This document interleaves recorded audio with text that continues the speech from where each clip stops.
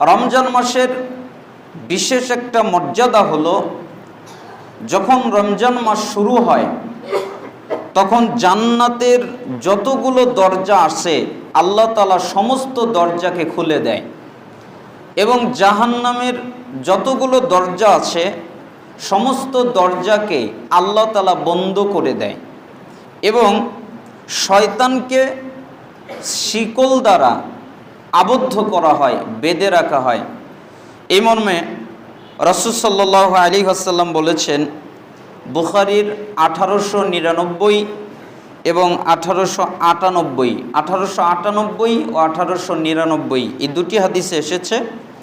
রাসূল সাল্লাল্লাহু আলাইহি ওয়াসাল্লাম বলেন, ইজা দাখালা শাহরু রমাদান ফুত্তিহাত আবওয়াবুস সামা, যখন রমজান মাস আগমন করে তখন জান্নাতের সমস্ত দরজাকে খুলে দেওয়া হয়, আসমানের সমস্ত দরজাকে খুলে দেওয়া হয়।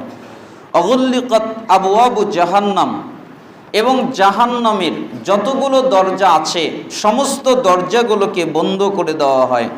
ওয়াসুলসিলাতিশ শায়াতিন, এবং যতগুলো শয়তান আছে সমস্ত শয়তানকে শিকল দ্বারা বেঁধে রাখা হয়, শৃঙ্খলে আবদ্ধ করা হয়। অন্য বর্ণনায় আছে ফুতিহাত আবওয়াবুল জান্নাহ, জান্নাতের দরজাগুলোকে উন্মুক্ত করে দেওয়া হয়। কোনো বর্ণনায় আছে ফুতিহাত আবওয়াবুর রহমা, রহমতের দরজাগুলোকে খুলে দেওয়া হয়। তাহলে এই হাদিস দ্বারা আমরা জানলাম যে জান্নাতের দরজা আল্লাহ তাআলা খুলে দেন, একটাও বন্ধ থাকে না, এবং রহমতের দরজা আল্লাহ তাআলা খুলে দেন, একটা রহমতের দরজা বন্ধ থাকে না। এমনকি জাহান্নামের দরজা আল্লাহ তাআলা বন্ধ করে দেন, একটা দরজাও খোলা থাকে না। এমনকি শয়তানকে শিকল দ্বারা বেঁধে দেওয়া হয়, আবদ্ধ করা হয়। এবার আসি এই হাদিসটাকে সালাফগণ কিভাবে বুঝতেন। সালাফগণ বলতেন যে জান্নাতের দরজা খুলে দেওয়া হয়, এর অর্থ হলো আল্লাহ সুবহানাহু ওয়া তাআলা অন্য মাসের তুলনায় এই মাসে বান্দাদেরকে বেশি দয়া করেন, বেশি করুণা করেন, এবং বেশি রহমত নাজিল করেন, এবং অনেক গুনাহগার যারা শিরিক করে নাই এমন শিরিককারীদেরকে, যারা শিরিক করে নাই, শিরিক থেকে বিরত আছে এমন পাপীদেরকে, অন্যান্য পাপের কারণে আটকা পড়ে গেছে তাদেরকে জাহান্নাম থেকে বের করে জান্নাতে দেওয়া হয়। আর জাহান্নামের দরজা বন্ধ রাখা হয়, এর অর্থ হলো যে নতুন করে এই রমাদান মাসে কেউ জাহান্নামে ঢুকে না। অর্থাৎ জাহান্নামের দরজা বন্ধ করে দেওয়ার অর্থ হলো এটা নয় যে জাহান্নামের শাস্তি বন্ধ থাকে, এরকম নয়। জাহান্নামের শাস্তি চলমান থাকে, জাহান্নামের শাস্তি চলতে থাকে, তবে অন্য মাসে শাস্তি যেই পরিমাণ হতো এই রমাদান মাসে জাহান্নামের শাস্তি তার চেয়ে কমিয়ে দেওয়া হয়। এই জন্য সমস্ত জাহান্নামবাসী আল্লাহর কাছে প্রার্থনা করে, আল্লাহ তুমি আমাদের কাছে রমাদান ফিরিয়ে নিয়ে আসো, আমাদের কাছে রমাদান ফিরিয়ে নিয়ে আসো। কারণ তারা জানে যে রমাদান মাস আসলেই প্রত্যেক জাহান্নামীদের কষ্ট আযাব হালকা করা হয়। আর রহমতের দরজা খুলে দেওয়া হয়, এটা জানা কথা যে আল্লাহ তাআলা সমস্ত রহমতের দরজা সবার জন্য উন্মুক্ত করে দেয়, এবং শয়তানকে শিকলে বন্দী করা হয়। এর অর্থ এটা নয় যে রমজান মাসে কোনো শয়তানি পাওয়া যাবে না, রমজান মাসে কোনো শয়তানি নাই, এমন কথা নয়। রমজান মাসে শয়তানকে বন্দী করা হয়, এর অর্থ হলো সবচেয়ে বড় শয়তান যে হলো ইবলিস, যে আল্লাহ সুবহানাহু ওয়া তাআলা তাকে বলেছিল যে তুমি আদমকে সেজদা করো, সে বলেছিল যুক্তি তর্ক পেশ করে আদম আলাইহিস সালামকে সেজদা করে নেই সে, এবং তার মধ্যে তিনি ওই ইবলিস যাদেরকে নির্ধারণ করে, যাদেরকে বাছাই করে সবচেয়ে বড় বড় পদ দিয়েছে, মানে সবচেয়ে বড় শয়তান যারা, এদেরকে আটক করা হয়। তবে ছোট ছোট শয়তান খোলা থাকে। যদি খোলাই না থাকে তাহলে রমজান মাসে ওই সিগারেট খায় কেন, রমজান মাসে পান জর্দা খায় কেন, রমজান মাসে জিনাও করে অনেকে, রমজান মাসে টিভি সারা রাত সিরিয়াল দেখে, রমজান মাসে রোজা থেকেও সিরিয়াল দেখে, রমজান মাসে আরো কতগুলো পাপ করে, মিথ্যা বলে, গীবত করে, তহমত করে। তাহলে এগুলো কে করায়? এগুলো শয়তানি করায়। তার মানে বড় ধরনের শয়তান আটক থাকে, কিন্তু ছোট শয়তানগুলো খোলা থাকে। এটাই হচ্ছে এই হাদিসের সবচেয়ে প্রকৃত অর্থ। রাসূল সাল্লাল্লাহু আলাইহি ওয়াসাল্লাম আরো বলেছেন যে জাহান্নাম থেকে মুক্তি দেওয়া হয়।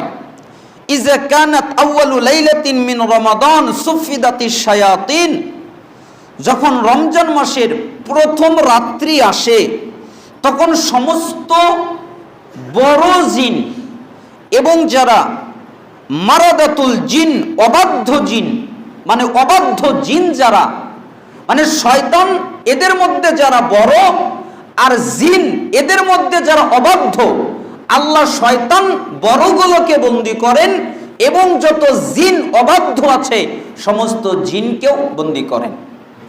রাসূল সাল্লাল্লাহু আলাইহি ওয়াসাল্লামের একটা হাদিস আছে মুসান্নাফে ইবনে আবি শাইবায়। রাসূল সাল্লাল্লাহু আলাইহি ওয়াসাল্লাম যখন মিরাজে গেলেন, আল্লাহ সুবহানাহু ওয়া তাআলা তাকে পাঁচ ওয়াক্ত সালাত দিলেন। প্রথমে 50 ওয়াক্ত, এরপরে কমাতে কমাতে 5 ওয়াক্ত সালাতে এসে ঠেকলো, যেটা মুসা আলাইহিস সালাম বারবার তাকে পাঠিয়ে দিলেন। এক পর্যায়ে আল্লাহ তাআলা বললেন, হে মুহাম্মদ, তুমি আমার প্রিয়, তুমি আমার হাবিব, তুমি আমার বন্ধু, তুমি আমার কাছে কিছু চাও, আমি এটা পছন্দ করি। তুমি যদি আমার কাছে কিছু চাও তাহলে আমি তোমাকে দিব, তুমি আমার কাছে চাও। তখন মুহাম্মদ সাল্লাল্লাহু আলাইহি সাল্লাম বললেন, হে আল্লাহ, আমি তোমার কাছে চাই আমার যত উম্মত আছে সমস্ত উম্মত যেন ঐক্যবদ্ধ হয়, অর্থাৎ তার যেন একসাথে চলে, একসাথে হাঁটে, একসাথে তাদের মত, একসাথে তাদের বুঝ, এইটা যেন হয়। তখন আল্লাহ তাআলা বললেন, মুহাম্মদ, তুমি এই দোয়া করো না, আমি তোমার এই দোয়া কবুল করব না। অর্থাৎ আমি মানুষকে ঐক্যবদ্ধ বানাবো না, ওদেরকে বিভক্তই রাখবো, অতএব তুমি এই দোয়া করো না, আমি তোমাকে এটা দিতে পারবো না। তখন মুহাম্মদ সাল্লাল্লাহু আলাইহি সাল্লাম বললেন, আচ্ছা ঠিক আছে আল্লাহ, তাহলে আমার উম্মত যারা, মুসলিম যারা, আমার উম্মত যারা, আপনাকে মানে যারা, আমাকে মানে যারা, আপনি পৃথিবীতে তাদেরকে কর্তৃত্ব দেন, অর্থাৎ তাদেরকে শাসনভারের একদম উঁচু পর্যায়ে দেন, তারা যেন সবচেয়ে উঁচু পর্যায়ে থাকতে পারে। তখন আল্লাহ তাআলা বললেন, মুহাম্মদ, তুমি এটা আমার কাছে চাইও না, আমি এটাও তোমাকে দিব না। আমি মানুষকে ঐক্যবদ্ধ করব না, আমি মুসলমানের কাছে শাসনও দিব না, এটা তুমি চাইও না। তখন মুহাম্মদ সাল্লাল্লাহু আলাইহি ওয়াসাল্লাম বললেন, আল্লাহ ঠিক আছে, তাহলে আগের উম্মত পাপ করার কারণে সঙ্গে সঙ্গে আযাব হতো, কেউ মূর্তি হয়ে যেত, কেউ পাথর হয়ে যেত, কারো পরে আকস্মিকভাবে আযাব এসে নাজিল হতো। আল্লাহ, আমার উম্মত কোনো পাপ করে ফেললেও সরাসরি তাকে আযাব দিও না। তখন আল্লাহ তাআলা বললেন, আচ্ছা ঠিক আছে, যাও, আমি তোমার এই দোয়া কবুল করলাম, অর্থাৎ আমি তোমার উম্মতকে সরাসরি আযাব দিব না। আল্লাহ, আপনি জিনকে বাঁধবেন রমাদান মাসে, অবাধ্য জিন যারা তাদেরকে আটক করবেন।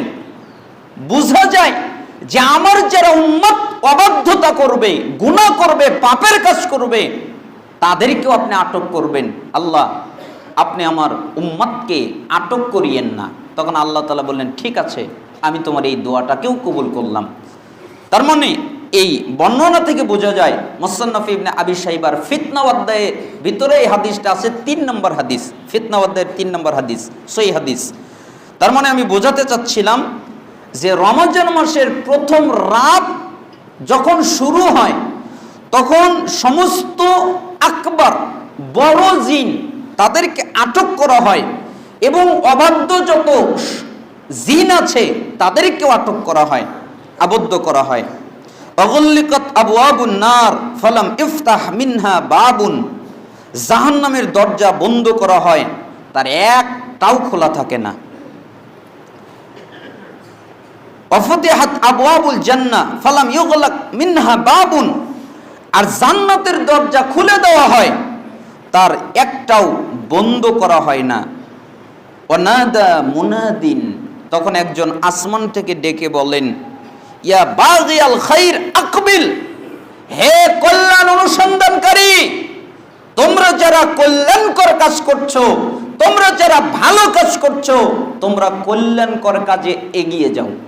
তার মানে তোমরা যারা সালাত আদায় করছো আরো আদায় করো, তোমরা যারা যাকাত দিচ্ছ আরো দাও, তোমরা যারা সিয়াম পালন করছো আরো করো, তোমরা যারা হজ করছো সুন্দর করে করো, ভালো করে করো, তোমরা যারা দান করছো আরো করো। তার মানে যত কল্যাণকর কাজ আছে তোমরা সমস্ত কল্যাণকর কাজে এগিয়ে যাও, যত পারো কল্যাণকর কাজ করো, এতে কোনো অসুবিধা নেই, এতে কোনো নিষেধাজ্ঞা নেই। ওয়া বাগিয়াশ শাররি আকসির, হে অকল্যাণ অনুসন্ধানকারী, তোমরা যারা পাপ করবে তারা থেমে যাও, তোমরা পাপ করো না, তোমরা অন্যায় করো না, তোমরা যারা জুলুম করবে তোমরা থেমে যাও, তোমরা যারা অত্যাচার করবে তোমরা থেমে যাও, তোমরা যারা গীবত করবে তোমরা থেমে যাও, তোমরা যারা জিনা করবে তোমরা থেমে যাও, তোমরা যারা মিথ্যা বলবে তোমরা থেমে যাও, তোমরা যারা যে কোনো পাপ করবে তোমরা থেমে যাও। কেন? তোমরা কোনো পাপ করো না। রমাদান মাস হচ্ছে নেকির মাস, রমাদান মাস হচ্ছে কল্যাণের মাস, রমাদান মাস হচ্ছে গুনাহ মাফের মাস। অতএব গুনাহ মাফ করার চেষ্টা করো, কল্যাণকর কাজে এগিয়ে যাও, আর যত খারাপ অশ্লীল কাজ আছে, অবাধ্যতার কাজ আছে, সবগুলো থেকে থেমে যাও, এগুলো তোমরা করো না। ওয়াতাকাউ মিনান নার ওয়া যালিকা ফি কুল্লি লাইলাতিন, তখন আল্লাহ তাআলা বলেন এই মাসে বহু জাহান্নামীকে আল্লাহ তাআলা মুক্তি দেন এবং তাদেরকে জান্নাতে পাঠান, আর এটা প্রত্যেক রাতেই ঘটে। এই হাদিসটা এসেছে তিরমিজির 682 নম্বর হাদিস। রাসূল সাল্লাল্লাহু আলাইহি সাল্লাম আরেক হাদিসে বলেন, ইন্না লিল্লাহি তাকাআ ফি কুল্লি ইয়াউমিন ওয়া লাইলাতিন লিকুল্লি আবদিন মিনহুম দাওয়াতুন মুস্তাজাবাহ, অবশ্যই আল্লাহ তাআলা রমজান মাসের প্রত্যেক দিন এবং রাতে অসংখ্য ব্যক্তিকে জাহান্নাম থেকে মুক্তি করে দেন এবং প্রত্যেক মুমিন বান্দার একটি করে দোয়া কবুল করেন। অর্থাৎ মুসনাদে আহমদ 7443 নম্বর হাদিস, সনদ সহিহ।